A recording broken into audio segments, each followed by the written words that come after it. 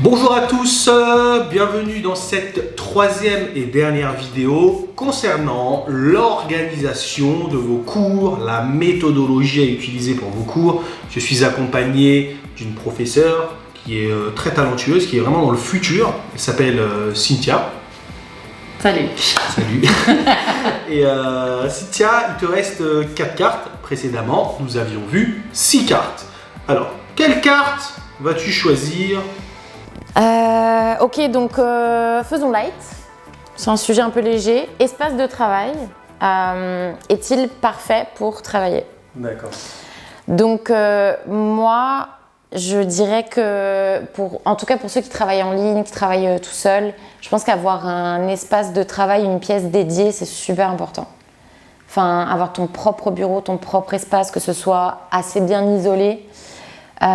Et que tu sois confortable parce que tu vas y passer des heures et ouais, non, pour moi c'est hyper important. D'accord, qu'est-ce que ça veut dire bien éclairé, j'imagine ? Bien éclairé, avec par exemple une bonne chaise, un bon bureau en soi, enfin que Toi, ouais. tu crois qu'il y a des espaces de travail qui pourraient gêner l'enseignement de certains profs ? Alors, par exemple, ça dépend si tu es en mode tu travailles mais tu es en train de préparer tes cours, par exemple. Bon, à la limite, tu peux faire ça un peu n'importe où. Mais pendant le cours, hein. Mais pendant le cours, ouais.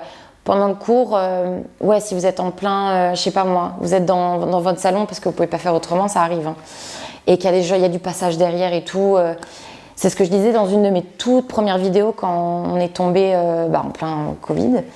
Tout le monde n'avait pas un bureau et un espace privilégié, mais pour ceux qui ont voulu continuer l'aventure en ligne, de vraiment prendre en considération le fait que il vous faut un espace pour vous, quoi. Et voilà. Et en termes de matériel aussi, investir un petit peu. Un petit peu ? Ouais. Sur quoi il faudra investir ? C'est la crise, Cynthia ? Je sais que c'est la crise. Je pense que c'est important déjà. Donc déjà, la base, c'est une excellente connexion Internet. Ouais. Enfin, je veux dire, quand ça bug, il y a des gens pour qui c'est pas un problème. Moi, je trouve que c'est pas cool pour votre étudiant qui est en train de payer, machin. Super énervant quand ça bug. Voilà. Donc, essayez d'avoir la meilleure connexion Internet possible. Et avoir quand même une bonne webcam, je dirais, si c'est pas déjà une bonne webcam intégrée, enfin quand même avoir une bonne image, être bien éclairé, pas enseigner dans l'obscurité, quoi, avec des ondes bizarres, enfin, essayer quand même de bien être éclairé.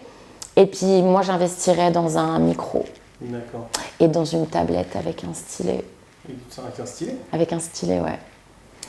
C'est le meilleur, je pense, je viens de vous dire micro, mais en fait, le meilleur investissement que j'ai fait, c'est mon iPad et mon Apple Pencil. Oh, mais toi, t'es riche, toi ? Non, pas du tout. J'ai acheté ça en 2017 et ça m'a coûté 300 € la tablette. 300 €? 300 € la tablette et 100 € le stylo. Et c'est... Non, mais attends, ça fonctionne Combien encore. le stylo ? 100.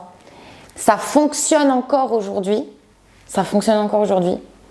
Les iPads maintenant, ils sont peut-être un peu plus chers, mais bon, enfin bref, j'ai une vidéo sur ça si ça vous intéresse. Mais c'est le meilleur investissement que j'ai jamais fait. D'accord. Parce que du coup, ça m'a permis quand même de donner une dimension et une qualité à mes cours en ligne et en synchrone qui font que ça peut justifier un certain tarif, quoi.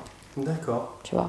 Ouais, c'est vrai, t'apportes de la valeur. J'apporte de la valeur, ouais. D'accord. Du coup, là, t'es pour l'espace de travail en ligne. Maintenant, en présentiel, tu penses qu'il y a besoin de certains équipements, d'une certaine, je sais pas, disposition, je sais pas. Ouais, je pense que... Alors, quand j'enseigne en présentiel, j'enseigne à Middlebury College, qui est une université dans le Vermont aux États-Unis. Et donc, je donne ce contexte-là. Pourquoi ? Parce que sur le campus, on enseigne un peu n'importe où. Il y a vraiment des salles, ce ne sont pas des salles de classe. Enfin, elles ont été transformées en salles de classe. C'est très éclectique. C'est un peu n'importe quoi. Et moi, j'ai de la chance. J'y travaille depuis tellement longtemps que je réclame un peu mes salles, quoi. J'ai mes salles préférées et je les réclame et généralement, je les ai. J'espère qu'aucune personne à Middlebury va regarder cette vidéo. Mais en gros, c'est ça. Et je pense que c'est hyper important en termes... Par exemple, c'est con, hein, mais c'est très privilégié, mais j'ai mon PC qui a un MacBook Apple. Et donc, toutes les salles dans mon immeuble, dans le bâtiment où je donne cours, il y a AirPlay. Donc en fait, on partage comme ça. Ah, AirPlay, en fait, c'est sans fil, tu sans peux fil. retransmettre ton Voilà, image. c'est trop bien. Avec ton téléphone mais aussi. avec téléphone, tablette, tout. Ça facilite. C'est trop bien, il n'y a pas de fil. Tu peux te balader, tu vois. Même quand nous, on a dû faire du comodal, parce qu'on a eu des cas de Covid sur le campus. Comodal, c'est-à-dire? Comodal, ça veut dire que tu es en hybride, en fait. Tu as deux modalités. Tu as la présentielle et la modalité en ligne. Okay. Et donc, du coup, ça me permettait de passer mon PC, quoi. D'accord. Tu vois, pour essayer de créer une cohésion de groupe, même avec une personne qui était dans sa chambre. Ah, c'est mortel, hein. Donc, c'est trop bien. Et les tables, je trouve que, par exemple, moi, dans ma salle, elle est trop bien. Il y a plein de petites tables tout autour avec des écrans qui projettent la même chose que l'écran principal, qui est un peu plus grand, qui est derrière moi généralement. Et ensuite, il y a aussi une table au milieu en U. Donc quand on est en mode, on est ensemble, on fait on prend les 5-10 premières minutes, on se dit tous comment ça va, t'as passé une bonne journée, ou alors... et après, on commence à mettre en commun un petit peu le travail qui a été fait la veille, tu vois, pour le cours. Et après, quand je les mets en groupe pour faire des activités, je les mets en petits groupes et Alors, cette année, ils l'ont pas trop fait, bizarrement, j'ai pas compris pourquoi. Ils n'ont pas pris cette habitude-là. D'accord. Tant pis. Mais normalement, ils le font. Et ils partent parce qu'ils ont des chaises sur petites roulettes. Ouais. Et ils glissent et ils vont faire ces petites tables qui sont plutôt sur les murs, tu vois. Et il y a des petites télés. Et donc, du coup, ils voient. En fait, ils n'ont pas besoin de support à eux, en fait. Ah ouais. Donc, je leur donne le vocabulaire, les actes de parole, les consignes. Je leur donne plein de trucs. Et tout est, tu vois, ça les permet ça leur donne un petit peu plus d'autonomie dans leur gestion de l'activité en groupe. Ça, en fait, c'est bien. Ça, c'est très privilégié. Très privilégié. Ah ouais, complètement. Comment dirais-je, un prof qui a juste une télé dans sa salle, qu'est-ce que tu lui conseillerais pour optimiser au mieux son espace de travail? Alors, utiliser la méthode Bring Your Own Device. Genre vraiment inciter les étudiants. Il y a des profs qui sont contre les smartphones en classe. Ouais. Et en fait, pensez que c'est un deuxième écran. Un deuxième, un troisième, un quatrième, un cinquième. C'est des profs qui n'ont pas confiance. C'est des profs qui n'ont pas confiance, mais c'est important de créer cette confiance entre vous et les apprenants, quoi. Peu importe leur âge, en fait. D'accord.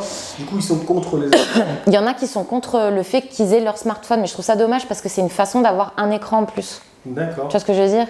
Mais du coup, toi, la disposition idéale, ce serait quoi? Déjà, d'avoir un écran pour projeter ce que tu veux, ouais. Et aussi de laisser les élèves utiliser leur smartphone. Ouais. Et qu'est-ce qu'ils vont faire avec leur smartphone? Pour leur donner de l'autonomie dans leur gestion de l'activité. Tu vois, si tu leur donnes un truc à faire, une activité à faire en groupe, par exemple, je trouve que c'est le mieux quand on est en cours de faire ça en groupe, surtout quand on a beaucoup d'élèves et qu'on a envie que tout le monde parle un maximum.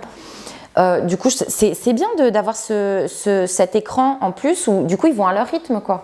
Ils vont pouvoir aller à leur rythme. Google Translate. Ça dépend de l'activité que tu fais, tu vois. Ça peut être, je sais pas moi, j'ai pas d'idée là, mais une CO par exemple. Voilà. Ou alors lire un article. Voilà. Enfin, il y a d'autres activités à faire, mais là j'ai pas d'idée. D'accord. Mais tu leur donnes le choix, tu leur donnes la possibilité, ou même de voir le propre support en fait. Par exemple, moi la LMS que j'utilise, elle est disponible sur smartphone. Ah d'accord. Donc mes étudiants, ils ont tous l'app Canvas. Et donc du coup, par exemple, si je leur dis de faire un truc tout seul, et par exemple, tout ne tient pas sur une slide pour l'activité, le déroulé de l'activité, ou alors il y a des groupes qui vont plus vite que d'autres. Et je prévois des activités en plus, ça m'arrive très souvent. Du coup, je leur dis, allez sur Canvas, téléchargez le PDF, parce que je donne toujours mon support de cours sur Canvas avant le cours. Et donc du coup, eux, ils continuent. Donc soit ils font ça avec leur ordinateur, soit avec leur tablette, soit avec leur téléphone en fait. Et comme ça, ils continuent. C'est de l'extra. C'est pas... c'est pas cool parce que les autres ils n'ont pas eu le temps de le faire. Non, c'est vraiment des slides en extra que je donne au cas où il y a des groupes qui aient déjà tout terminé. D'accord. C'est bien ça. Et toi, pour toi, au niveau des équipements, il y a des indispensables à avoir en cours présentiel? Maintenant, ouais, je pense que le vidéoprojecteur, ça me paraît... on arrivait à vivre sans avant, mais je pense que ça me paraît évident maintenant, quoi. D'accord. Ça économise quand même énormément de papier. Du coup, pour toi, l'idéal de... Ouais, c'est vrai que ça économise beaucoup de papier. Ouais. L'idéal, c'est d'avoir un vidéoprojecteur, Ouais. laisser les élèves utiliser leur smartphone Exactement. pour X ou Y raison. Et au niveau des tables, qu'elles soient roulantes comme un Beetleberry. C'est Ouais. la crise Non, pas forcément roulante, mais au moins que vous ayez une disposition. Après, des tables, ça se bouge. Hein. D'accord. Et franchement, soit vous vous dites, ok, on va rester en U, ou soit on crée des petites zones. Tu vois, des petites zones pour donner ce côté un petit peu, on travaille en groupe. T'as jamais fait d'activité où les élèves devaient être tous debout, par exemple? Non, je suis très mauvaise à ça. Enfin, si, pas tous debout. Ça est déjà arrivé que des groupes soient debout, mais pas tous debout. D'accord. Parce que je suis pas la meuf la plus et la prof la plus créative en termes d'activité ludique et tout. Je fais pas beaucoup de... Tu vois, il y a des gens qui font du théâtre. J'admire et j'adore, mais c'est vrai que ça me vient pas naturellement. D'accord. Ouais. Ouais, ça, c'est mon point très faible. Oh, t'inquiète pas. Quand tu testeras la méthode, tu auras 1000 idées à tester, tu verras, ça va être top. Donc, je vais résumer pour l'espace de travail. Si vous avez des cours en ligne, faites pas les crevards, essayez d'investir sur un bon micro, une bonne connexion, une salle pas trop bruyante et éclairée, parce qu'on vous voit bien, ça donne un peu plus envie que si on vous voyait, je sais pas moi, flou, sombre et tout, etc. quoi. Et aussi pour ceux qui peuvent se le permettre, essayez d'avoir un iPad et ça permettra plus ou moins de justifier votre prix grâce à la différence de pédagogie que vous avez. C'est une pédagogie qui n'est pas classique mais qui apporte de la valeur ajoutée à vos cours. En fait. Je pense qu'on a oublié d'expliquer pourquoi l'iPad. Ouais. Ça sert de tableau blanc en fait. D'accord. C'est un tableau blanc. C'est un tableau blanc. Et en fait, avec le stylet, tu as une précision comme si tu étais en cours. D'accord. Tu gagnes du temps. Quoi. Ouais, complètement. D'accord. C'est plus pour ça, ouais.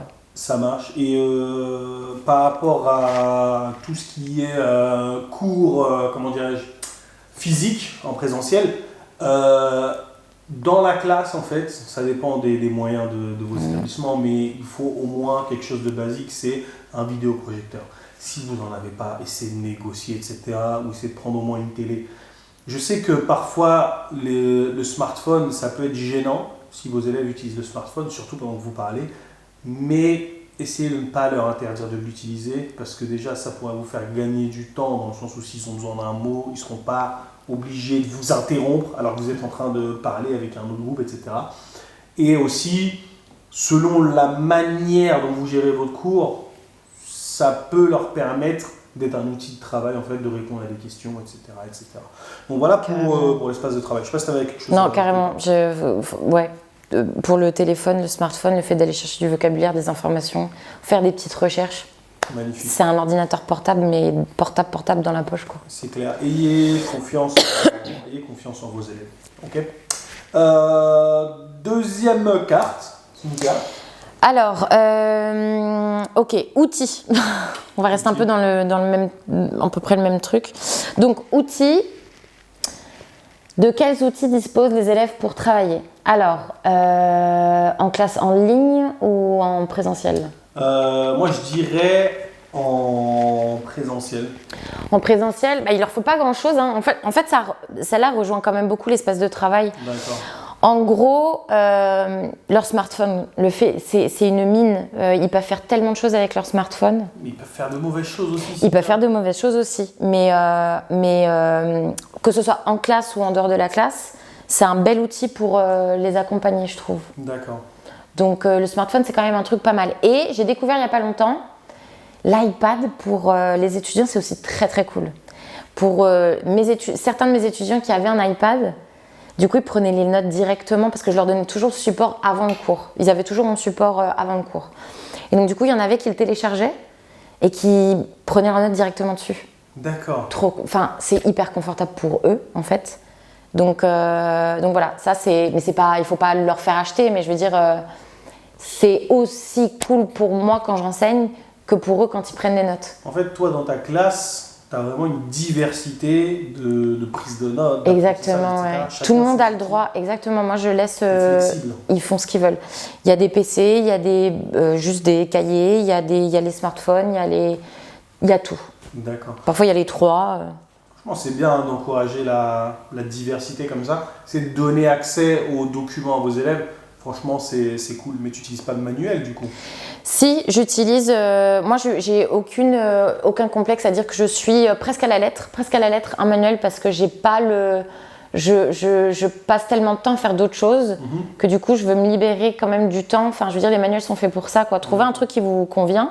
Mais oui, j'utilise des manuels. Par contre, on n'utilise pas vraiment le format papier de manière traditionnelle. J'ai vraiment tout automatisé en fait du manuel. D'accord. Donc en fait, ils peuvent avoir la. Moi, je leur laisse toujours le choix. Si vous voulez l'acheter, achetez-le. Si vous voulez l'emmener en cours, emmenez-le. Faites ce que vous voulez. Ok. Non, c'est bien.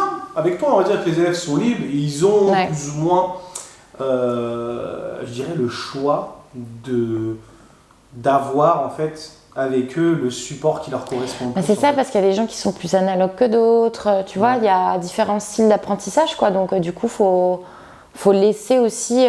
Mais c'est pour ça, quand on parle d'autonomie, il faut responsabiliser ses étudiants. Ça va aussi dans ce sens-là, en fait. C'est clair. Si on les a responsabilisés pour faire du travail, pour faire tel et tel job, bah, du coup, ils sont aussi assez responsables. Et nous, on doit leur faire confiance pour qu'ils puissent aussi prendre le matériel qui leur convient le mieux, quoi. D'accord. Toi, le support qui leur convient le mieux. Tu fais pas de discipline, hein. Tu vois que ton élève est sur Tinder. Ça m'arrive, hein. Ça m'arrive de faire de la discipline. Hein. Bah, si. Bah, quand c'est comme ça, écoute, c'est genre, pardon, mais non. Moi, je regarde comme ça, je fais. T'es pas. Laisse-le aller sur Tinder. Non, pas forcément. Il n'a pas forcément fini son exercice. Pour toi, ils ont jamais fini. Bah non, parce qu'il y a, comme je t'ai expliqué plus tôt, il y a toujours une slide en plus. Mais il me le faisait tout le temps, ça. D'accord. Parce que les jeunes, l'adolescence, ça va jusqu'à 20, 21, 22, hein. Sans problème, hein. Ils sont adolescents très longtemps. Mais toi, t'es assez rigide quand même. Si je suis très rigide. Je suis très rigide. Un moment où ils peuvent souffler. Bah ici, il y a la pause. Dans 1 heure de cours, il y a une pause? Non, en fait, on a 2 heures. On fait 2 heures, 2 heures. Ah, d'accord. Et en fait, j'ai pas le droit de faire 2 heures. Techniquement, c'est des cours de 90 minutes. D'accord. Non, qu'est-ce que je raconte? C'est pas des cours de 90 minutes. En fait, avec les pauses, ça devient des cours de 90 minutes. D'accord. Okay. Donc 1h30. Parce qu'on fait des pauses. Ils viennent 10 minutes en retard, si tu veux. Et après, on fait 10 minutes au milieu. Et après, ils partent 10 minutes avant. D'accord. En gros, c'est ça. Ok, ça marche. Non, ils viennent pas 10 minutes en retard. Ils partent 10 minutes avant pour pas être en retard au prochain cours. D'accord. Donc c'est 2 heures, quoi. D'accord. Et du coup, par rapport aux outils pour les cours en ligne, ça se rejoint aussi, non? Pour les cours en ligne, bah, en tout cas, les outils pour les élèves, je dirais que eux, ils ont besoin de rien. C'est à vous d'apporter les outils, en fait. Genre, utiliser une plateforme de vidéoconférence qui vous permette de faire quand même de bons partages d'écran. Quoi, c'est Zoom? Bah, c'est Zoom pour moi. Okay. Avec Zoom, je peux partager l'écran de mon iPad. Ce que je peux pas faire sur Skype, par exemple. D'accord. Donc moi, Skype, c'est hors de question. Et après, avoir éventuellement des accès à certaines plateformes, qu'elles soient payantes ou pas payantes, mais c'est à vous de fournir l'accès. Par exemple, j'utilise la LMS Canvas, elle est gratuite, mais c'est moi qui fournis l'accès. C'est moi qui gère et c'est moi qui donne l'accès à la LMS. L'étudiant doit avoir accès. Je pense que c'est important qu'il ait accès à sa plateforme et une LMS, mais c'est à vous de fournir l'accès. Okay. Ensuite, il y a d'autres trucs. Par exemple, moi, qu'est-ce que je paye pour faire mes cours en soi? Google Drive pour stocker les supports de cours, je stocke les documents pour les productions écrites. D'accord. Par exemple, ils ont tous accès à un Google Doc, c'est le leur, et c'est là qu'ils font leur production écrite et moi je corrige dessus. D'accord. Ah, c'est pas mal, hein? Par exemple, donc il y a plein de trucs comme ça. D'autres ressources, par exemple les manuels, les ressources en ligne, c'est des choses qui finissent par être à la charge un abonnement à Flippis, par exemple, un abonnement aux experts, tu vois, tous ces trucs-là. Ces trucs-là. Ok, c'est pas mal. Donc, pour résumer, au niveau des outils, il existe une infinité d'outils pour les élèves. C'est à eux de choisir ce qui leur correspond le mieux et ce qui ne va pas déranger le professeur, on va dire. Okay, si vous autorisez les ordinateurs, etc., dans la mesure où vous faites confiance à vos élèves. En fait. Après, il ne faut pas hésiter à les rappeler à l'ordre, faire un peu de discipline. Ça arrive à Cynthia parfois de faire de la discipline. Moi, perso, quand mon élève va sur Tinder, fais ce que tu veux. Il m'arrive même parfois, je ne sais pas si c'est une bonne idée, de dire, écoutez, ces activités-là ne sont pas obligatoires. Ceux qui n'ont pas envie de les faire, mettez-vous dans le coin là, mais s'il vous plaît, ne dérangez pas les autres qui le font. En général, tu en as toujours un ou deux qui fait le rebelle, qui se bougent, mais tranquille. Je veux dire, en général, il n'y a personne qui bouge. Quelquefois, il y en a un ou deux, ils bougent de l'autre côté, ouais, je dois appeler le truc, vas-y, bouge. Mais voilà, il n'y a rien d'obligatoire. Après, pour ce qui est des cours en ligne, les outils à utiliser, c'est plus à vous de les mettre à disposition des élèves. Hein. C'est des outils numériques. Voilà, une LMS, un abonnement à, comment ça s'appelle, à Zoom, si vous pouvez avoir une tablette, etc. Vous pouvez utiliser la tablette et tout. Merci pour l'espace de travail et les outils à utiliser. L'avant-dernière carte, qu'est-ce que c'est? Celle-là ou celle-là? Celle-là, ouais. Celle-là? Ouais. Explique-moi. Planification, comment et où peut-on la consulter? Qu'est-ce que tu entends par planification? Planification, comment et où peut-on la consulter? Je veux dire, un élève, quand il a un cours avec toi, comment il fait pour savoir ce qui est prévu pour les 10 cours en fait? Ah, pour les 10 cours? Pour les 10 prochains cours, etc. Alors, du coup, ça va être une réponse très perso. Hein. Moi, j'utilise du coup un manuel. Donc, en fait, ils ont le synopsis, pas le synopsis, le syllabus. Voilà, ils ont le syllabus. C'est un document hyper basique, Word, très moche, pas du tout joli. Ils ont le syllabus. D'accord. En gros, c'est ça. C'est leur manière de savoir tout ce qui est prévu. C'est ça. D'accord. Sinon, ça c'est de manière plus macro et de manière plus micro. Je pense pas que c'est comme ça que ça s'utilise, mais c'est pas grave. De manière plus détaillée, du coup, après, il y a sur la LMS que j'utilise, Canvas, ils vont voir en détail ce qui leur attend pour le cours d'après ou les cours d'après. Ça va dépendre de la fréquence des cours, de leurs cours. Mais du coup, et c'est en détail, genre, c'est ce que j'appelle les parcours asynchrones automatisés. Ouais. C'est vraiment, genre, ils savent exactement ce qu'ils doivent faire et donc ce qu'ils vont faire pendant le cours. D'accord. Et moi, il y a une question qu'on me pose souvent, que les profs me posent souvent, c'est comment tu fais pour évaluer le temps nécessaire pour effectuer les tâches que tu as planifiées? Ça, je le vois, parce que moi, comme je fais en ligne, je ne fais que de l'individuel. Donc ça veut dire que d'une personne à une autre, c'est pas du tout la même chose. Donc en fait, je le vois la première semaine. D'accord. Ça dépend. Enfin, les 2-3 premiers cours.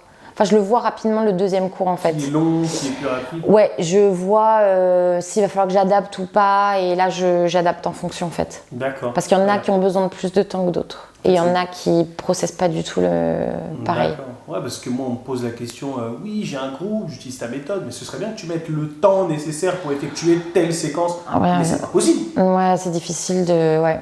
Parce que tu peux avoir une fourchette. T'as une fourchette. Alors quand j'ai des groupes, effectivement, j'essaie de me donner une fourchette quand même parce que je sais que j'ai 2 heures et je veux préparer Mais tu vois, il y a toujours des groupes qui finissent plus rapidement que d'autres, donc je prévois des trucs en plus, par exemple. Mais ouais, j'estime à peu près... Mais c'est frustrant parce que parfois, genre, tu t'es dit, ok, je prépare telle et telle activité pour mon cours de demain. T'as plus ou moins chronométré. Parce que pour t'organiser un petit peu, quoi. Je prévois toujours large. Je prévois toujours plus que prévu. Mais du coup, parfois, tu as des activités, tu dis, ok, on va y passer 15 minutes, 20 minutes, et en fait, ça se passe trop bien. Tu as envie d'y passer 10 minutes de plus. Ouais. Tu sais, ça me gonfle parfois de devoir les stopper parce qu'il y a une autre activité à faire et genre, elle est impérative. Ouais. Et du coup, ça c'est toujours le truc qui me stresse dans les cours en groupe. Et toi, t'es aussi carré que ça, aussi rigide que ça? Pourquoi tu... non, je les laisse justement. Mais du coup, au bout d'un moment, je dépasse. Mais du coup, je me dis non, mais là, tu sais, parfois, ça pourrait partir. Genre, une activité, ça fait l'heure, quoi. Mais tu te sens mal si ça fait ça? Parce qu'il faut que je les coupe. Ils sont en train de kiffer, mais il faut que je les coupe parce que on a d'autres trucs à faire et parce qu'on a un syllabus à respecter. Parce qu'en fait, je travaille avec un autre professeur. D'accord. Et on bosse, on est complètement dépendants l'un de l'autre. D'accord.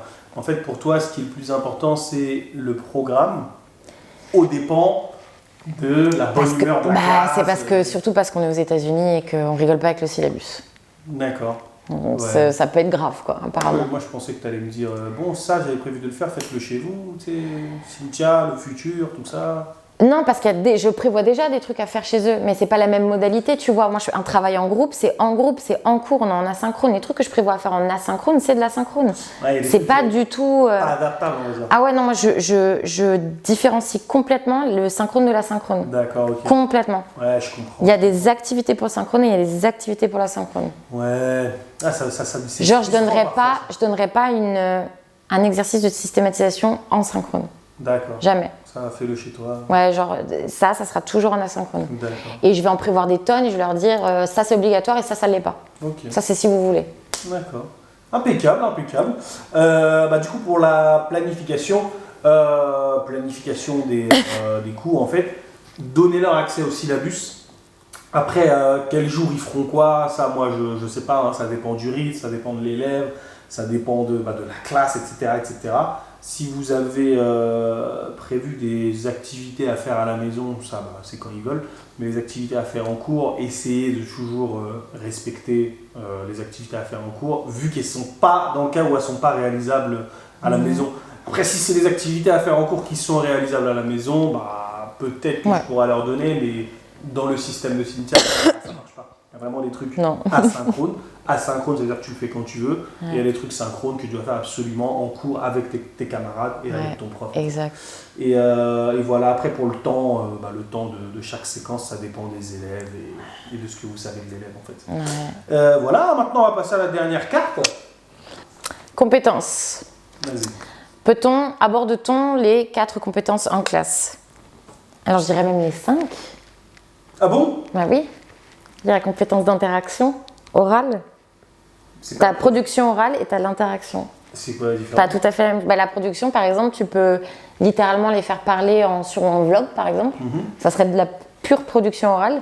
Et l'interaction, ce serait, tu fais une mise en situation, un roleplay, tu vois, et tu les mets dans un jeu de rôle. Un jeu de rôle, tu les mets en situation et tout. Et là, il y a vraiment des actes de parole et de l'interaction. D'accord. Entre 2 étudiants, par exemple. D'accord. En fait, c'est interaction pour toi, c'est ce qui mélange compréhension orale et production orale. Et techniquement, on devrait aussi avoir l'interaction écrite, parce qu'on fait aussi ça quand on s'envoie des SMS, des emails, techniquement. En classe? Dans la vie, dans la langue. En classe, tu fais de l'interaction écrite? Non, j'en fais pas. Mais normalement, il devrait y avoir aussi cette 6e compétence, l'interaction orale et écrite. Ok. Parce que, oui. Mais bon, je chipote. D'accord. Je chipote. Du coup, comment on travaille les 4 compétences en cours selon toi, ta méthode, ta vision? Alors, du coup, oui. Est-ce qu'on peut travailler les 4 compétences en classe? Oui, on les travaille constamment en fait parce que à partir du moment où vous êtes en dialogue avec vos apprenants, que vos apprenants sont en dialogue entre eux, etc., ils font du coup de la compréhension et de la production orale. Ouais. Tu vois, constamment. La production écrite, c'est un peu plus difficile, c'est possible, mais moi j'ai tendance généralement à la mettre en asynchrone. Mais c'est clair. Parce que je me dis, j'ai tellement pas envie de perdre de temps, du temps précieux, tu vois, de moi avec mes étudiants et de les regarder en train d'écrire des trucs. Mais non. Tu vois? Mais après, la production écrite, parfois, quand elle est bien faite, ça peut permettre aux profs de souffler, non? Ouais, mais est-ce qu'on est là... Ça, je sais pas, ouais. Mais est-ce qu'on est là pour souffler? Des fois... ça dépend comment t'es maltraité dans ton institution, mais bon... En fait, je dirais pas... C'est moche. En fait, oui, tu peux... Je l'ai mal expliqué. La production écrite et la compréhension écrite et la compréhension orale, en fait, c'est des choses qu'on peut faire en asynchrone, totalement en asynchrone. Quand tu as 30 élèves, tu veux travailler la production orale avec un seul élève, ces activités peuvent te permettre de le faire parler 10 minutes avec toi pendant que les autres préparent un truc, machin. Mais je sais pas si tu vois ce que je veux dire. Ah, c'est bien ça, ouais. Ça, c'est bien. Ouais, carrément. Mais c'est quand même une arnaque, selon toi. Non, pas forcément, non, parce que tu es en train de libérer. C'est une manière c'est de la gestion de temps et puis de classe en fait. D'accord. Donc en fait, non, c'est complètement justifiable, par exemple. Parce qu'ils sont pas non plus en train de rien faire. Et en plus, c'est encore mieux si ce qu'ils sont en train d'écrire ou préparer, ça a un lien direct avec ce qu'ils font après avec toi à l'oral. Oui, encore mieux, tu vois. Enfin, bien sûr. En fait, moi, c'était quoi? C'était sous forme de petits ateliers, tu vois. Il y avait 4 groupes de 4 élèves. Il y avait trop d'élèves, en fait, dans la classe. Et du coup, tu en avais 4 qui faisaient une mini compréhension écrite. Tu vois.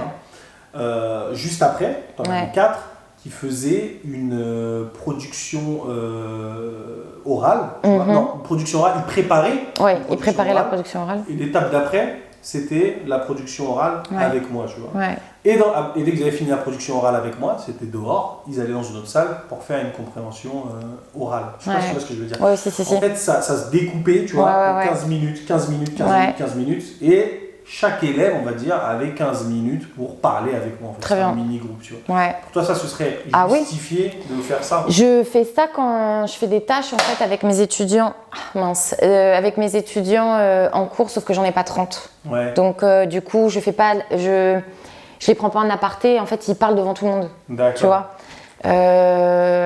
Parce qu'on a le temps en fait. On peut se le permettre. On n'est pas trop nombreux, donc ça va. D'accord. Mais c'est ce que je fais. Ouais, je leur donne des tâches à faire et donc c'est là où ils travaillent toutes les compétences. Tu vois. D'accord. Ça arrive parfois hein, que pendant que je leur délivre une tâche, du coup, il y ait de la production écrite, de la compréhension écrite, du coup de la production orale et de l'interaction orale et aussi de la compréhension. D'accord, mais la seule tâche qui peut prendre toute l'heure, c'est la production orale. Ou plus l'interaction. Non, plus ou moins, parce que pendant qu'ils sont en train de préparer, tu vois, comme moi je me permets, j'ai le temps, mais si j'avais pas le temps, si j'avais beaucoup d'élèves par exemple, je ferais probablement comme ça. Ben oui. Ouais, complètement. C'est clair. Pendant que je le faisais en fait à l'époque où j'étais chargée de cours de phonétique et en fait je les faisais faire de la réception, des activités de réception pendant que les autres étaient avec moi et on faisait de la MVT, enfin de la méthode verbotonale.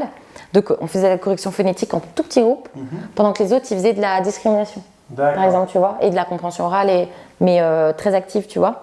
Et après on changeait. D'accord. Donc j'ai fait ce genre d'activité entre parenthèses. J'aime cette organisation-là. Le fait de prendre un groupe juste pour toi parce que tu as trop d'élèves. C'est clair. Et que tu vas entendre tout le monde.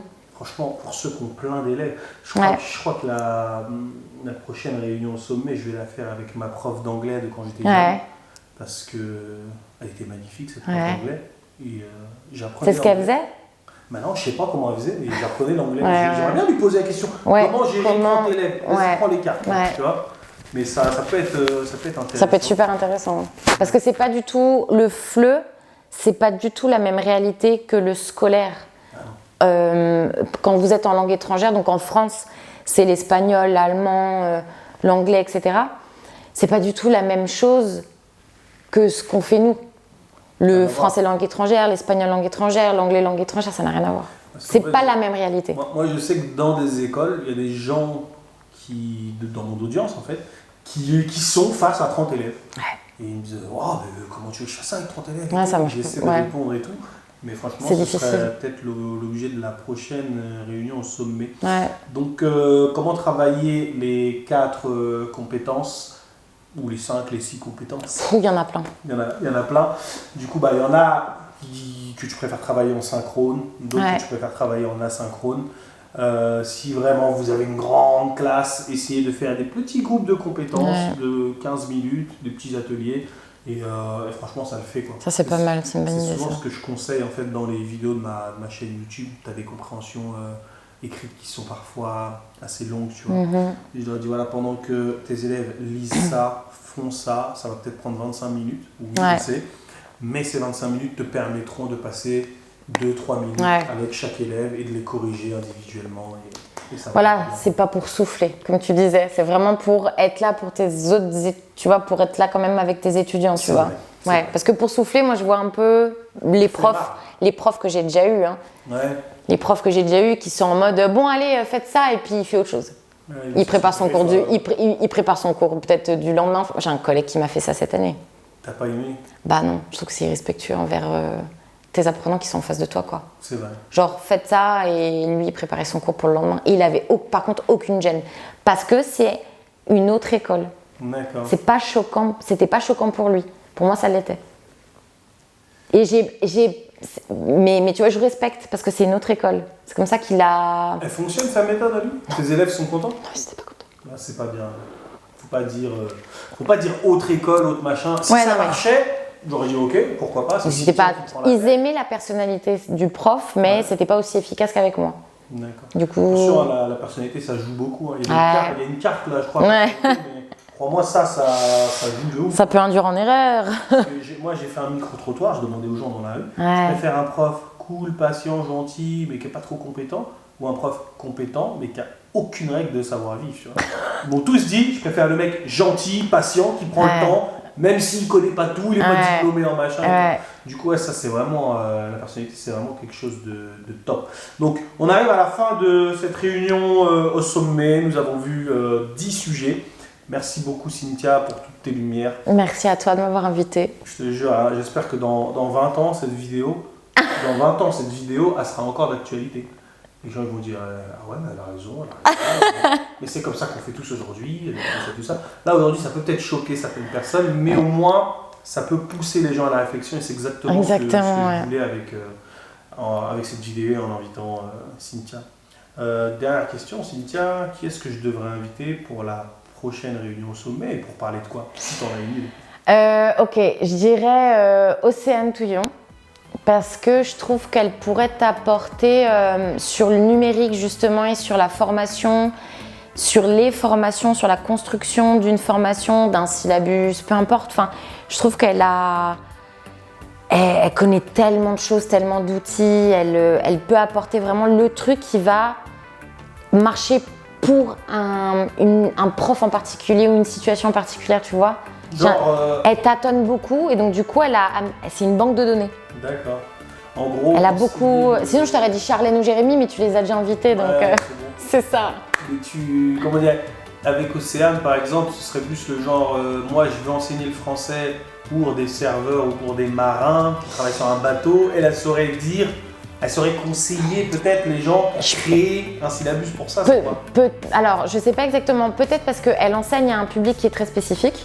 Elle est vraiment sur du français sur objectif spécifique avec son public.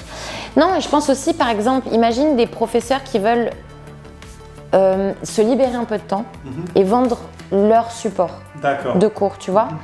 Donc, moi, je pense qu'elle peut aussi aider dans ce